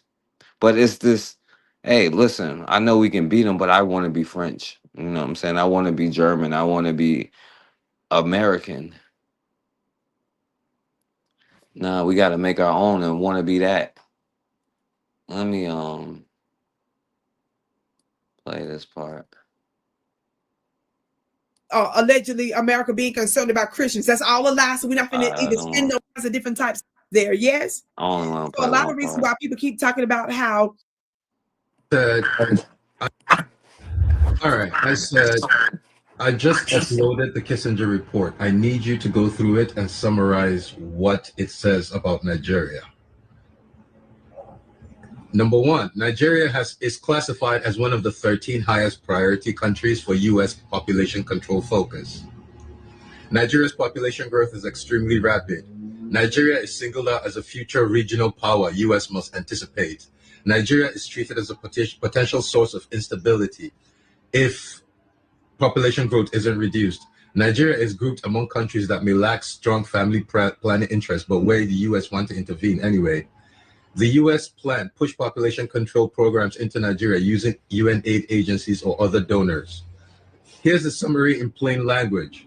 Number one, Nigeria is treated in NSSM-200 as one of the very top countries the U.S. wants to target for population reduction.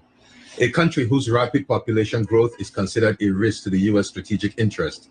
A future African power whose demographic expansion could shift regional balance. Regional influence.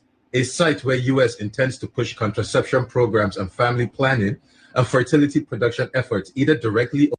No, ain't that something they plan to push family planning and all of these other. This is before Bill Gates went over there actually practicing in it, and then they didn't put him in the Black History Museum in D.C. and gave him his own wing for practicing sterilization of African women, and he still can't stop it, and it still won't help these white bitches who be killing babies. It still won't help their uterus, right? They still can't stop the Black people from having children, even though they shame us from having children. It's crazy, right? And they talked about it then. Oh, we got to control the population. And one of the main points is to make sure they don't have children, and use birth control methods to slow their population growth, which did not happen, as we see. What is it, 50 some years later? Efforts, either directly or through UN agencies, regardless of Nigeria's interest, a major contribution to global increase. So what can we see? And then I ask, what year was it written? It says right here, it was written in December 10, 1974. Everything that's going on right now was planned, and so in a few days, this is my issue. There are it'll be 50 something years or 51 years or whatever. There's an educated group of people who know this, who understand. They've read the. Now, this is what he was talking about. A lot of I let a white Nigerians man do say not it, so you know believe it. what we're talking economically and so on, some of the in energy and International Monetary Fund and all of these global diktats upon this nation. They don't know. I mean, if you go back to the Kissinger report, 1974, Kissinger report, it was secret then because he was Secretary of State of America, but now it has to be public because of the law over there after 50 years or something like that. 1974 Kissinger report, it says explicitly there that the Nigerian people must not be given access to their resources, that they must be kept for the rich nations. And then you have the structural adjustment program of the 1980s here that privatized our companies and sold off our companies to foreign interests, deindustrialize our nation, and that was supposed to make our economy more efficient. Well, it's led us to where we are today. It is.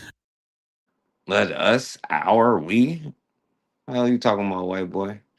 You see, it is their plan. They have to keep you poor and have to keep the riches for themselves, because that's just how it works, though. You know what I'm saying? If you're hungry, you want to be the person who controls the source of the food, as opposed to the person that's saying, "Please, sir, can I have some more?" Well, if you get up there and tap dance for me, boy, I give you an extra biscuit. And then we wonder why people tap dance for extra biscuits. After all, there are some good whites who give us some food after they starve us, And so the thing is that most Nigerians don't know this. They don't know these economic policies. Yeah, I'm pretty sure most don't know.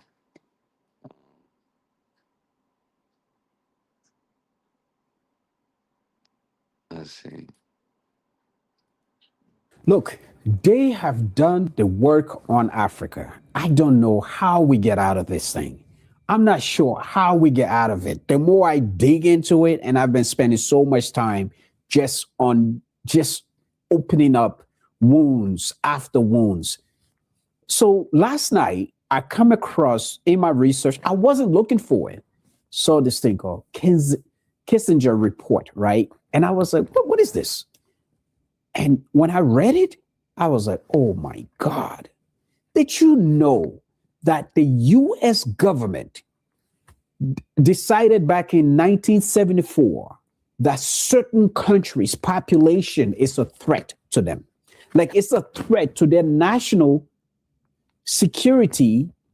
If your mother and your father do the jiggy jiggy and they have you and you later go and do the same jiggy jiggy and have your own descendants and the population grow, they say that these actions are a direct threat to U.S. security. And nothing but being born is a direct threat to them, because with the more of these Negroes comes more of this Negro ingenuity, and somehow they keep driving. Like the white boy is like, how has he got this car? And I'm over here in the trailer park with a white bitch that can't have babies, and this dude is pulling up in a car with a beautiful black woman that we have no access to. Just your mere existence is a threat. I thought about it. I'm like, how?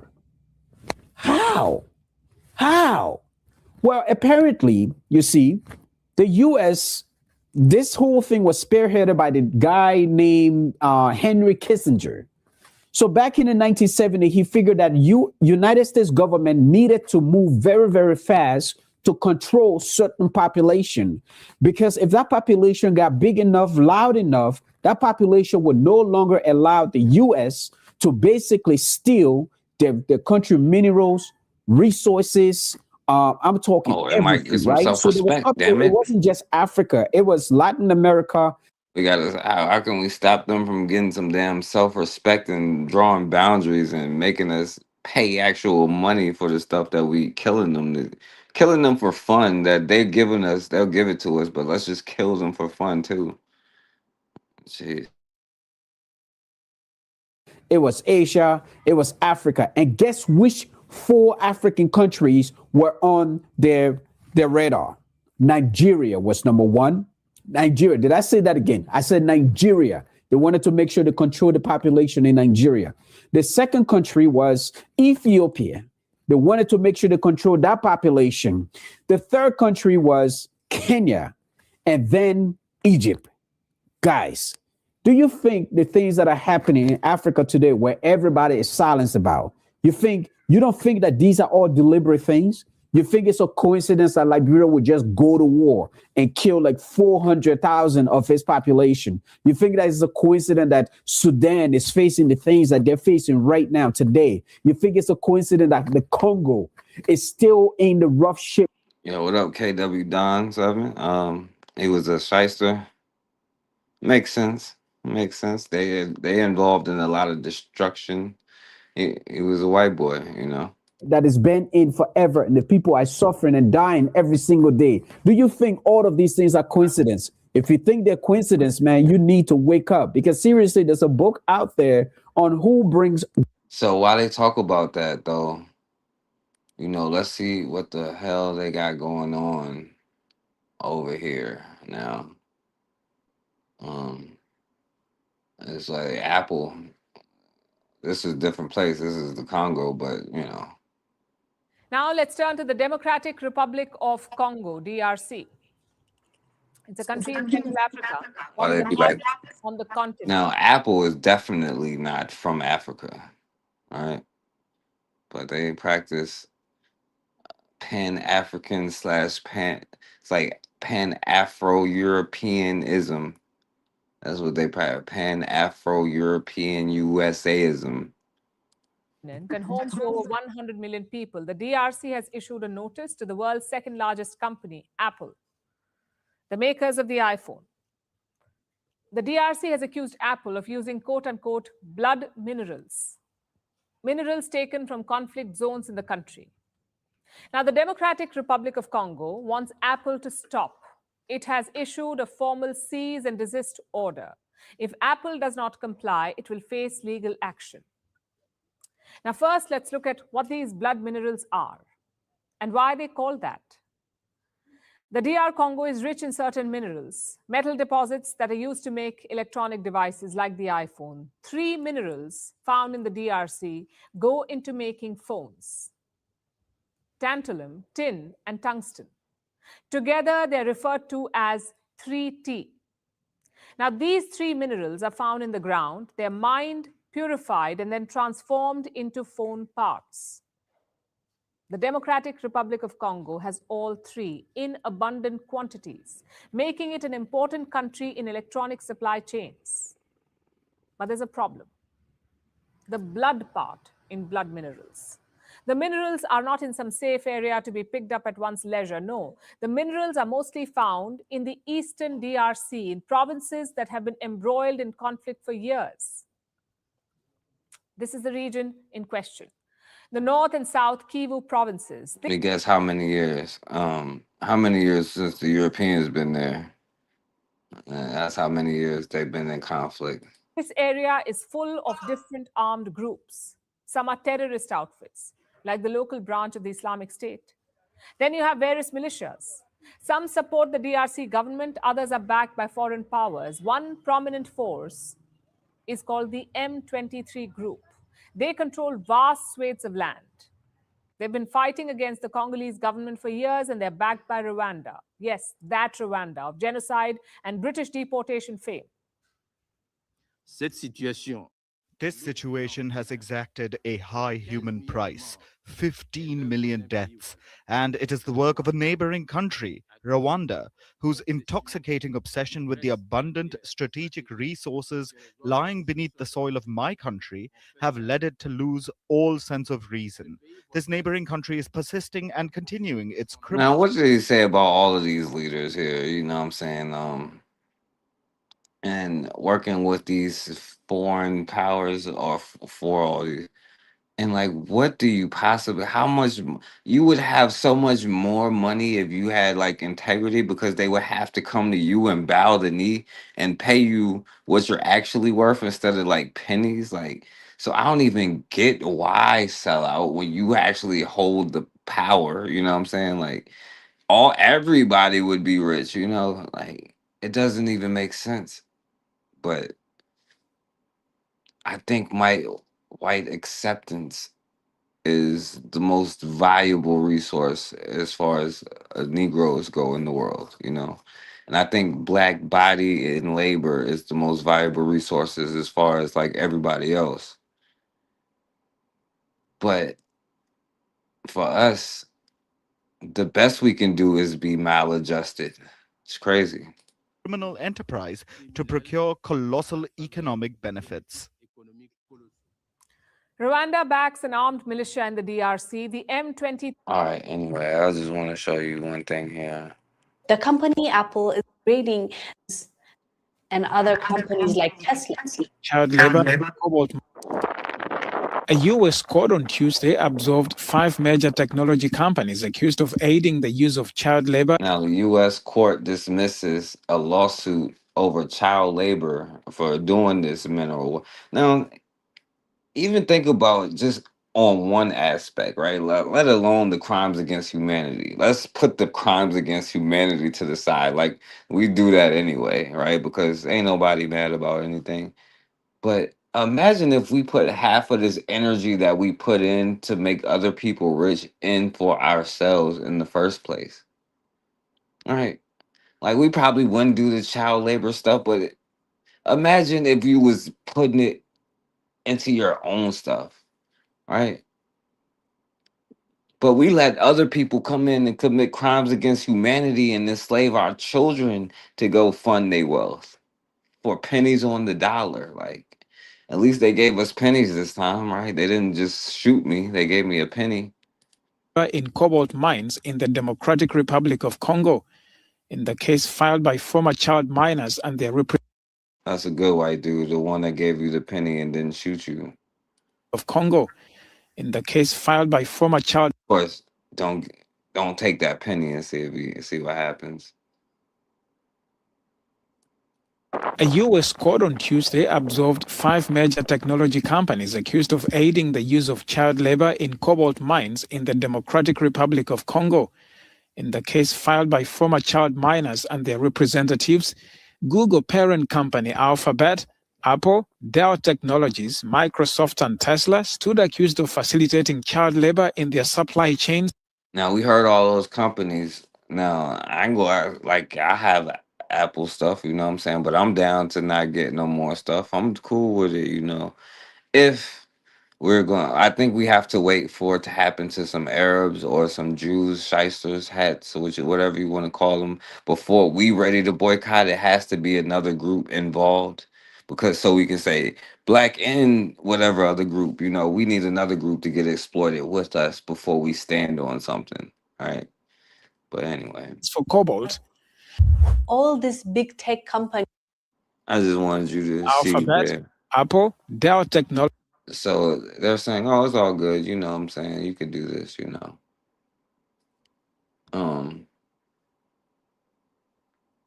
I'm gonna wrap it up here, y'all.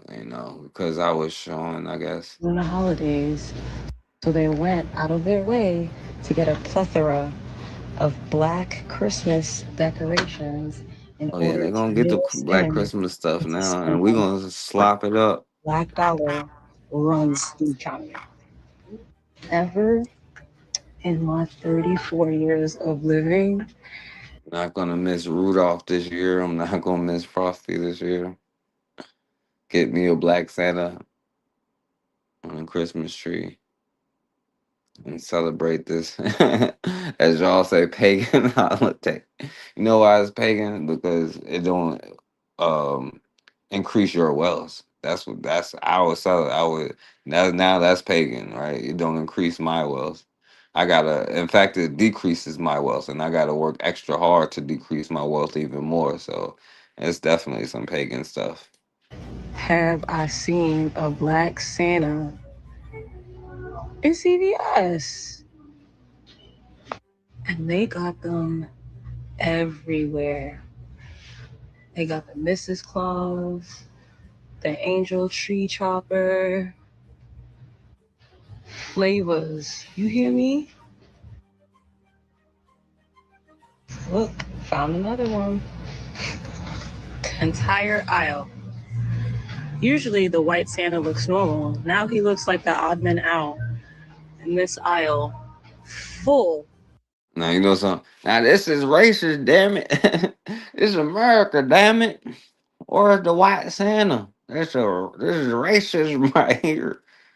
No, it's the art of selling to the Negro, right? They came out with a movie about it in like the 50s, right? And it still works. The art of we have one class of people whose money is untapped, right? They spend their money amongst themselves, and we want some of it. All you got to do is smile in their face and say, "White people will accept you." That's why I'm gonna get the "I'm a man" shirts and sell them. Of variations of Black Santas and Mrs. Claus. This tells you immediately the power of the black dollar. Just last year, people were painting their Santa Claus faces brown so it can resemble their family. To now, there are aisles being dedicated to Black Christmas decor. These corporations understand the value of the black dollar. To now, they're dangling Christmas decorations in our face. We're not falling for it. At least I'm not. Some of y'all have lost the plot, and it shows. When Harriet Tubman said she could have saved so many more if they only knew they were enslaved, this has got to be what she was talking about. We are not canceling Christmas because we can't afford to take care of the children that we created. We are canceling Christmas so the powers at be can learn very quickly that we cannot be played with. You understand that when you go out Black Friday shopping, Christmas shopping, you are putting your hard-earned dollars, really your underpaid hard-earned dollars, into the pockets of Fortune 500 companies that are worth billions and trillions of dollars. Then they take that money and they fund the campaigns of all of the politicians that have been playing in our faces for the year 2025. Healthcare, income, taxes, your SNAP benefits, whatever it is. By the way, they was doing. Nah, never mind. Y'all don't want to hear it. Y'all finally mad now, so I'll take it. It does affect you. The politicians that are sitting in positions of power right now have been bought. And they have been bought by the companies that you are about to go spend money with.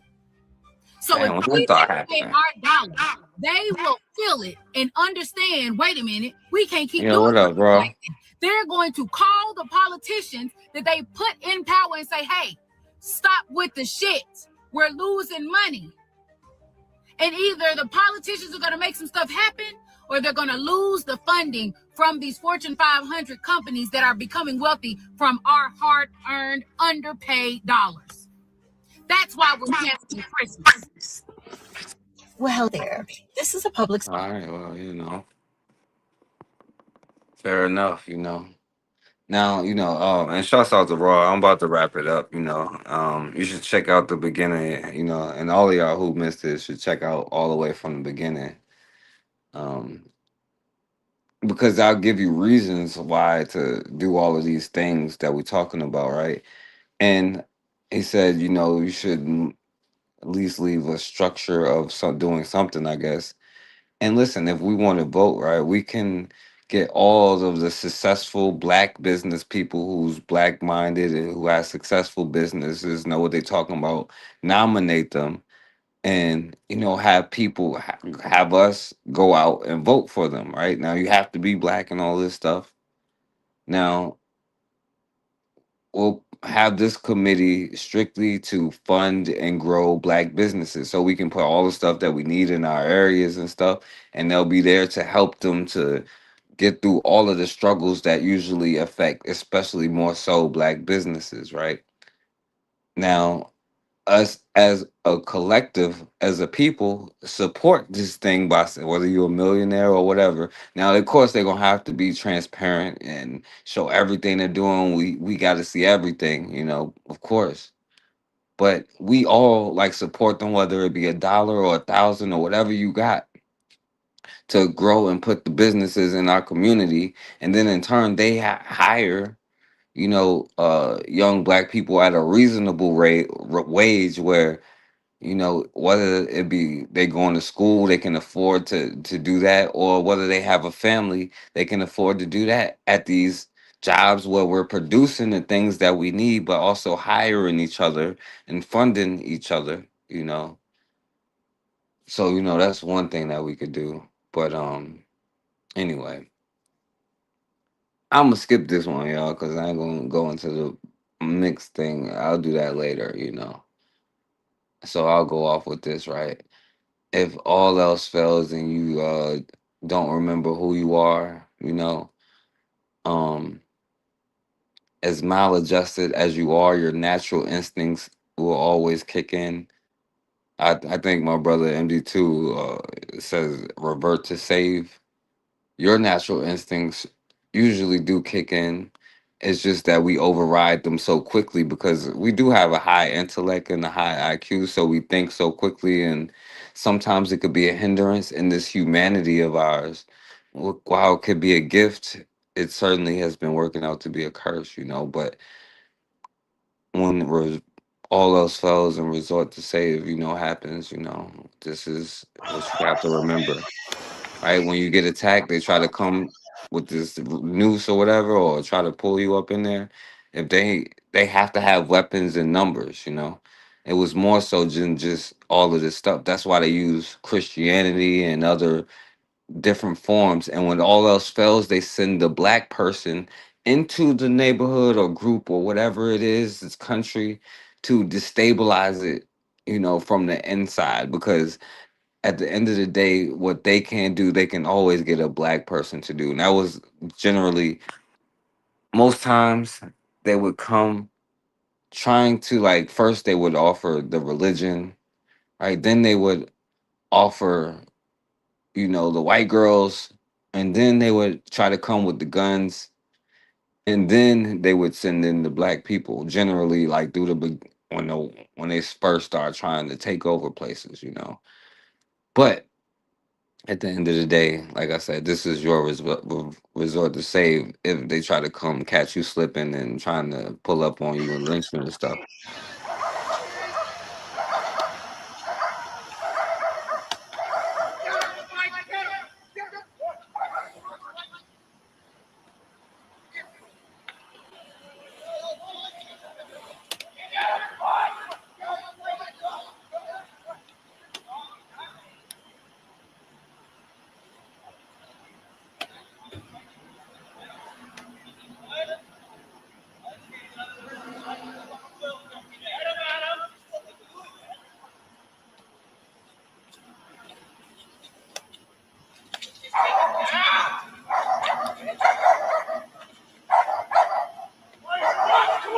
still scared. Like all of them, and they still scared.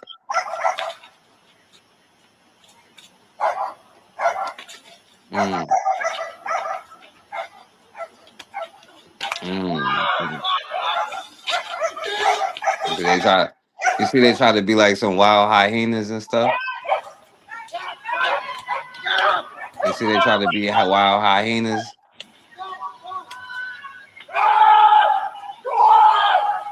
And try to catch you slipping.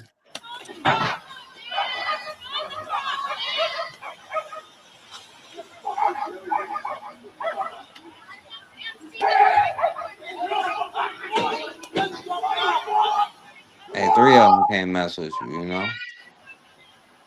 And a dog. 3 of them and a dog. And then the white girl gonna come and say he's wrong.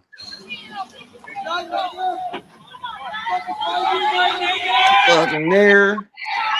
They riding off like it's a win. 3 of them, and they riding off limping up. You know what I'm saying? That's the best they can do. You know what I'm saying? And the white girl like, oh, you got to stop. Why the hell is you defending yourself? But I've been looking for this video for a long time, so I definitely got to go out with it. You know, I'm gonna save this one because I played this one. It's one of the first videos I played, but I always liked it. You know what I'm saying? So, you know.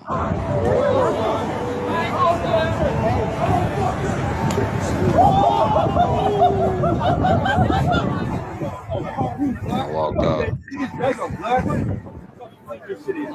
He wants some more.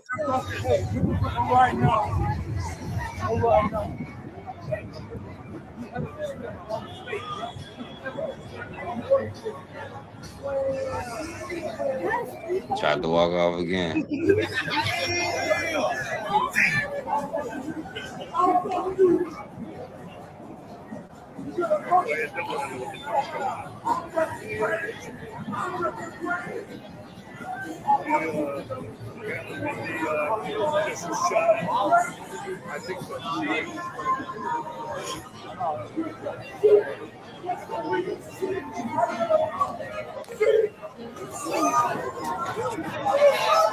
All of that.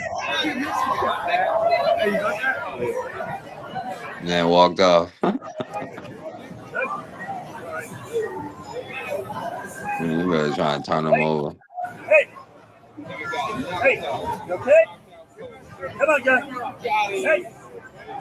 Do he look okay? You okay? When you talk. Yeah, black man walking through the main streets of Harlem. Knocking and then walked off.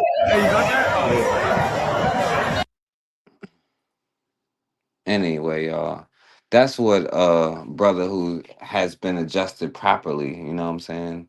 But a lot of us have been maladjusted, right? And we see the story of the maladjusted Negro around the world, right? And why and how some of these things happen, you know.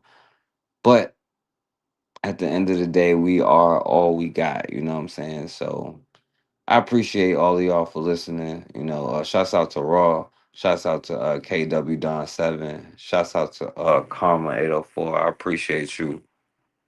Appreciate all of y'all for listening. I'll let this brother have the last words, and this is gonna be, you know, maybe the story of next time what we're gonna get into. And this be quick. This is for the last words. As I've said before, every characteristic that we may call maladjusted in our personalities as a people, in our society as a people, has an economic function. If you would look at any characteristic that with which we describe ourselves in maladjusted terms, you can trace that trait back to economic advantage. You see,